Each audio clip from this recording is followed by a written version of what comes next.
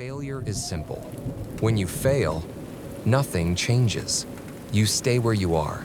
You stay who you are. But success is heavy. Success asks more from you than failure ever will. Success requires responsibility. And responsibility means making decisions instead of avoiding them. Showing up even when you don't feel inspired. Taking ownership instead of blaming others. Being accountable for your actions, habits, and results. Facing consequences for what you say you want. Success means there's no one to hide behind. It removes all excuses. It exposes you. Many people don't fear success itself. They fear the responsibility that comes with having options. They fear the discipline success demands. They fear the expectations success creates. When you fail, no one expects anything from you. But when you succeed, suddenly everyone watches. Everyone assumes you have it together. Everyone assumes you are consistent, confident, unbreakable. And even worse, when you succeed, you expect more from yourself. You demand higher standards. You can't let yourself slide the way you used to. You can't tolerate your own excuses anymore. You can't behave like the past version of you. And that level of responsibility terrifies people, far more than failure ever could. One of the most painful consequences of success is the disruption of your environment. People fear losing their circle, friends, comfort connections, family dynamics, and familiar relationships that once felt safe. Growing creates distance. That's the brutal truth. When you rise, not everyone rises with you. Some people stay at the same level. Some get threatened by your progress. Some quietly resent your ambition. Some feel uncomfortable around your new habits. Some feel judged simply because you changed. Success forces you to step into a new environment, new people, new conversations, new standards, and your old circle may not fit there anymore. Human beings are social creatures. Historically, losing your group meant death. And even today, the brain reacts the same way. Don't grow too much. Don't change too fast. Don't leave anyone behind. This is why so many people unconsciously sabotage themselves right at the edge of success. Not because they are incapable, but because they fear being different. They fear being alone at the top, more than being miserable at the bottom.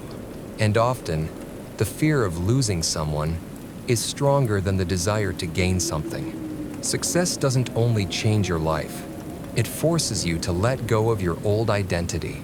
This is one of the most underestimated psychological challenges in personal growth. Your identity, who you believe you are, is your brain's anchor.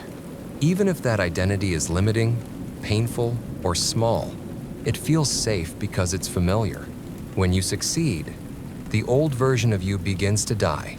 The version of you who settled for less. The version of you who procrastinated. The version of you who feared judgment. The version of you who complained.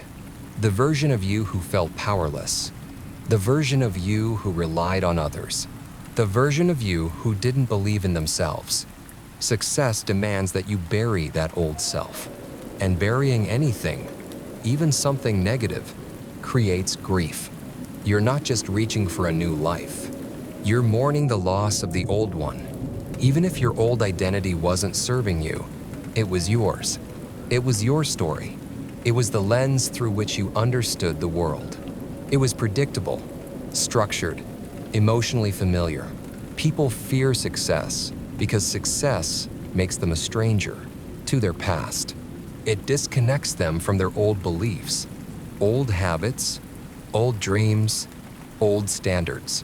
Transformation is lonely because you must walk away from who you used to be.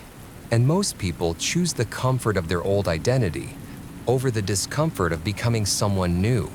The moment people get close to success, impostor syndrome activates. Imposter syndrome doesn't attack the weak moments. It attacks the strong ones. It appears when you're offered a new opportunity, Someone compliments your abilities. You're about to level up. You're seen, chosen, or trusted. Success starts becoming real. Your mind whispers, "You're not ready. You're not smart enough. You're not experienced enough. You're pretending. They just got lucky finding you." What if they realize you don't deserve it? Failure doesn't provoke imposter syndrome. Success does. Because success puts a spotlight on you. It forces you to confront your abilities, your flaws, your strength, your potential. And for many people, this level of visibility feels unbearable. It's safer to stay invisible. It's safer to stay small. It's safer to return to a version of life where nobody expects you to shine. Imposter syndrome is not self-hatred. It's self-protection. Your mind is simply trying to drag you back to the life where you didn't have expectations, pressure, or responsibility. The human brain prefers familiar misery over unfamiliar improvement. It is biologically wired for routine. It loves repetition, predictable outcomes, situations it can predict and control. This means your brain is attached to your old income. Your brain is attached to your old habits. Your brain is attached to your old self-image. Your brain is attached to your old environment. Your brain is attached to your old limitations. Even when something is bad for you, if it is familiar, it feels safe. This is why people return to toxic relationships. People stay at jobs they hate. People avoid taking risks that could improve their lives. People procrastinate just before success. People repeat the same patterns even when they know better. The brain isn't sabotaging you. It's protecting you, but from the wrong things. It confuses discomfort with danger. It confuses change with threat. It confuses success with instability. To succeed, you don't just need new habits. You need a new nervous system, a new emotional tolerance, a new internal permission to grow. There is a psychological phenomenon called the upper limit problem. It describes a common pattern. When people reach the edge of improvement, their subconscious panics. They believe success will bring consequences they cannot handle. What if I can't maintain it? What if people expect more from me? What if I fail later and look stupid? What if my relationships change? What if my life becomes too different? So instead of stepping forward, people step back. Right before success, fear peaks, doubt surges, resistance grows, old habits return, excuses appear, distractions multiply. This is why people sabotage themselves at the exact moment life starts getting better, not because they are weak, but because the brain interprets the breakthrough as a threat. Success requires the death of who you were and the birth of who you could be. It is not the winning people fear. It is the transformation.